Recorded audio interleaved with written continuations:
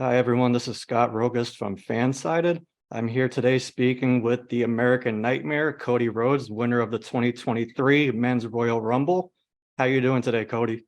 Oh, not a complaint in the world. We just came off a really extensively, like just a fun UK and Europe jaunt. It's been a while since I've been in a lot of those cities, and just a different type of fandom, and a really just wonderful type of fandom that's overseas. So it was fun to do that and be able to be the main event of those shows. Just real special, good memory, and now we're here for all today. So no complaints. Yeah, I saw videos from the shows overseas. Looked like a lot of fun, lively crowd. So yeah, it sounds like a lot of fun. Yeah. So you're here on behalf of 2K Supercard. You're a Supercard ambassador. Would you like to let us know about anything about? I heard there are new updates to the card game. Well, I know as far as they just had a new update on the 24th this month.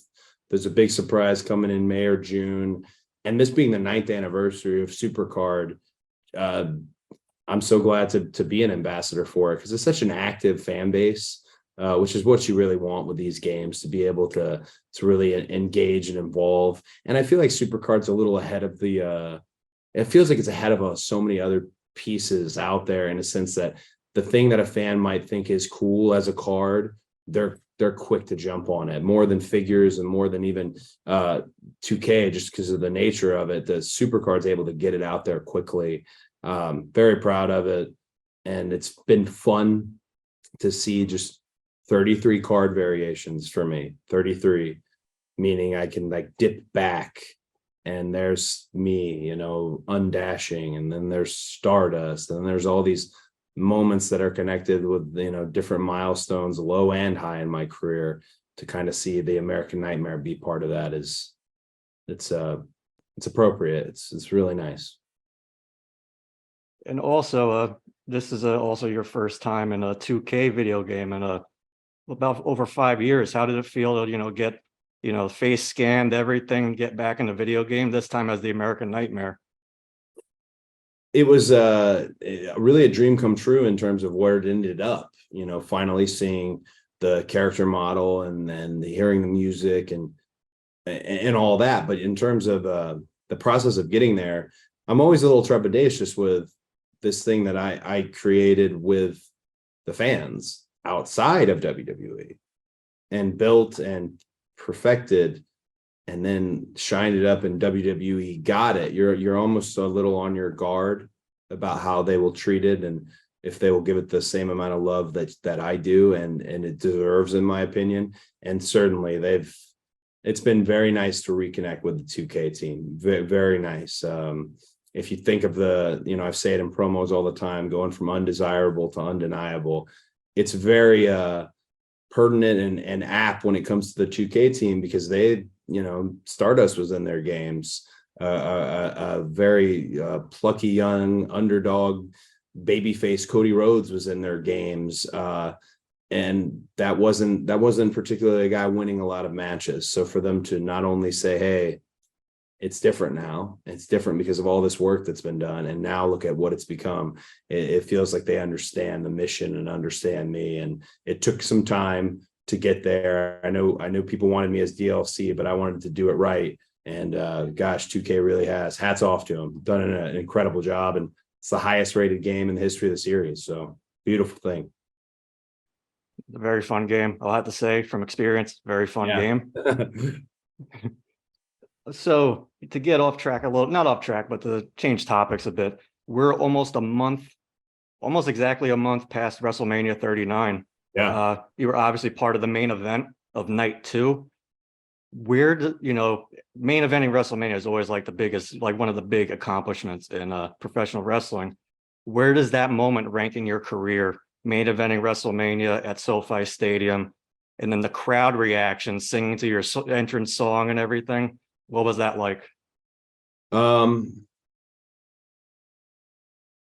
It's nice to kind of, at this point, a month out, you can look at it from the other side of the coin, in terms of all the positive, in a sense that here we are, the most profitable show that's ever involved a wrestling ring. Again, your stuff, being in the main event of WrestleMania is our Super Bowl. It is the game. It's what everyone wants. And there were aspects of it, that 80 something thousand people knowing every word to your song and enjoying it together. Those were really beautiful, positive aspects. I know this sounds almost downtrodden, but I don't mean for it to be. But I was so happy that my wife got to be there and see that, because I mean, get you somebody who will stick with you when you're an absolute dud. And Stardust was a loser. I don't mean that like, God, I hate, just Stardust wasn't going to be in any main events, and the person who was portraying Stardust was getting lower and lower in terms of confidence and self-esteem, and she stuck with me through it all. So for her, I was just so happy that she could see it. My daughter, my mom, my sister, of course, I was so happy she could see it. I've thought about that a lot lately. Now that's all the positive side of it. The obvious element of you didn't leave. I didn't win with the title. I lost, and I haven't gone on TV explaining the nature of the loss or whining, because it's not within my nature to tell you what you already saw. You saw it right in front of you. Doesn't change the outcome. Roman Reigns still carries the title, and the story remains unfinished. But goal is the same. Goal is the same. I came here very much in every sense of it as 110% real. This is the thing I want. This is a story that needs to be tied up. Doesn't mean there'll be several other stories along the way, but that's what needs to be finished. And hopefully we can stand across the ring from each other one more time. Okay, so that kind of gets into my other question. Obviously, the WWE draft happened this past Saturday, part one. You were the first overall pick for Monday Night Raw. Number one. And yep, and Roman and the Bloodline, they're on SmackDown. They were the first overall pick. So obviously the titles are staying on SmackDown with him, like Triple H made in his announcement last Monday. So there's this new world heavyweight title, and I kind of wanted to know what finishes, you said finish the story is unfinished. Is the world heavyweight title part of that story, or is that the next step to get back to Roman and run it back against Roman? Oh, that's a good question. I'd say they're different stories. I've been telling everyone that I loved what Triple H unveiled, because this is like hunking piece of metal with all these little nods to the older titles and the lions from the originals, and just really special, really different in terms of when I heard there was going to be this new championship. I'm not really looking at that, nor am I looking at finishing the story with Roman so much right now as I'm looking at Brock. Brock Lesnar is the most decorated combat sports athlete of all time. I'm 55-1 in my return to WWE. 55 matches and 1 loss. If there was going to be another loss, it's certainly Brock Lesnar would be a good candidate for him in terms of how good he is, how skilled he is, and how almost underrated. As highly rated as Brock has been as a wrestler and a WWE superstar, still incredibly underrated. So that's really the main focus. That title will develop, become something very special, particularly when you look at the Raw roster and you look at who wants to be the lead dog on Monday Night Raw. And there's one guy who I've wrestled plenty already who I know would like that to be him more than anybody. And it's not somebody I'm a particular fan of. So I'd love to throw my name in the hat. It's the lead. It's USA's championship. It's in terms of the network and in terms of what happens, and that competition will create it and develop it and give it this importance and this platform that Triple H loaded up for it last week. But when it comes to the title that was related to the 1978 WWF Championship and finishing that story with the old man getting his hands on it, but never being able to take it home, that hasn't changed. Goal is the same. Now, all these other goals that I got on a sheet, those I'm not going to say out loud because I didn't finish the story and it was a whole hashtag. So those I'm just going to keep. Those are going to be quiet goals, and certainly that might be one of them. Right. And like you brought up Brock Lesnar, obviously this upcoming Saturday in San Juan, Puerto Rico at Backlash, you're facing Brock. I don't believe that you two have ever been gone head to head, one-on-one. How do you prepare for someone like that? Like you said, he's underrated.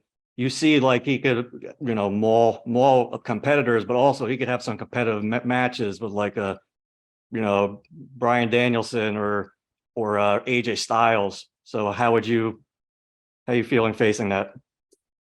Years and years and years ago, I think I was watching Shawn Michaels wrestle against Vader, and I remember Jim Ross said on commentary, the guy with the lowest amount of body weight is gonna the longer this match goes, the more it's in their favor. They're carrying around less, and that was always my strategy to wrestling big men, as we call, big men, and Brock being one that we're of a similar height, but he's as wide as this banner behind me, and it's all muscle and all legit, just brute strength and the force that we've seen not just in a squared circle but in the octagon.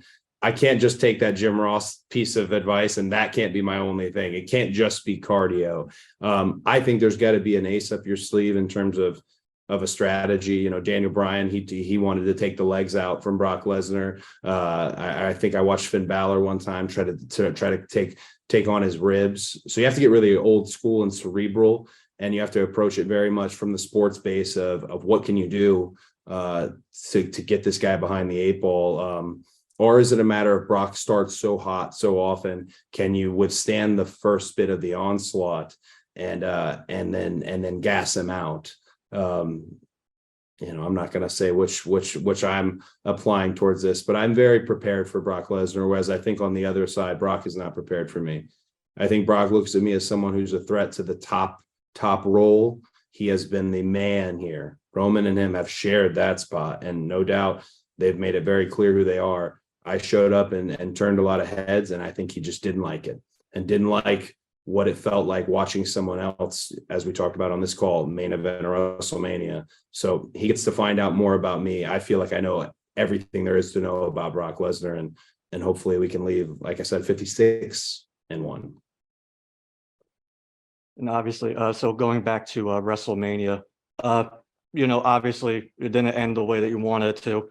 But how did it feel hearing that fan reaction? Not just like in the stadium, but like online, like they felt like you were the guy. This was your moment to do it. How did it feel to, all that disappointment, because everyone thought, this was the moment. Roman's reign is ending. How did it feel to get that support from the fans?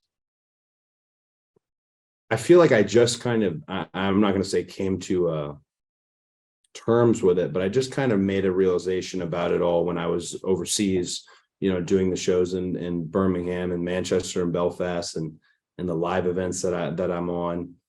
Is you never want, you work so hard to get their faith, right? And their faith, and you don't want to let them down. You don't want to let your fans down in any capacity, and you don't want them to lose faith. And if I had thought that they did, I was very pleasantly surprised that this reaction has gotten even louder. These metrics have gone even further up. And again, I'm the eternal pessimist. I keep waiting for the shoe to drop. Oh, it's going to end. It's going to end. There seems to be something that's kind of caught fire overall. A lot of people have noticed all the sellouts, all the things that are happening in the sports entertainment and pro wrestling space. And that wave is part of all of this. What's happening with me is a portion of all of this, just a portion. It was very eye-opening, being overseas and realizing they haven't lost the faith, so I can't lose the faith either. And it may be a longer road to get there, but I just encourage everyone to keep the faith. I'll do the same. You're drafted to Raw. You said you're looking forward to Brock Lesnar. Is there anyone, like based off the pool that you were in on Friday, is there anyone that you're looking forward to facing like down the road, or obviously, or is there someone in particular you want on Raw that you could, face off against?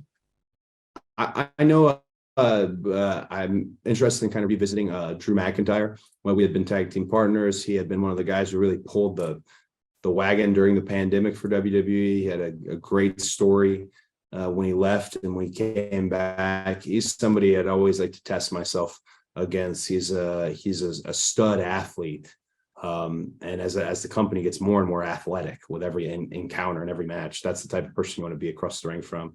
On the other side are actually I'm not sure where he will end up, whether it be SmackDown or Raw, but there's a kind of this sneaking urge to, I really want to wrestle Montez Ford.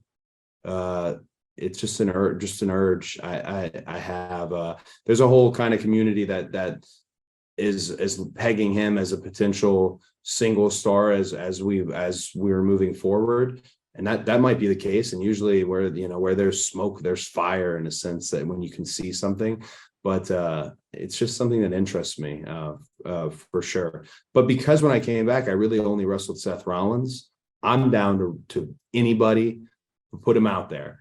And I know I almost wish I could just start up an open challenge. I know WWE is a lot more careful about where they place me in matches now, as the brand has developed and grown, and the importance of the matches and when we have them and where they go. But I really want to touch as many as I can during this run, because you never know when it's going to end and how long this will last. And I'm enjoying it so much. I want to get as much experience with as many guys as I can. So WWE Supercard, the new update came out on April 24th. There's also some hints there. Big surprise starting in May. And also WWE 2K23. It's one of the highest rated wrestling games in recent memory. And it's also on sale 25% off. So if you want to check that out, go ahead. Cody, is there anything else that you want to bring up? Anything else important? No, my gosh. The fact that you dropped the 25% off, get it now. If you're new, or if at any point you lost the faith, like we're talking about the faith, jump on board. It's an amazing game. And then 9th anniversary of Supercard just had their update.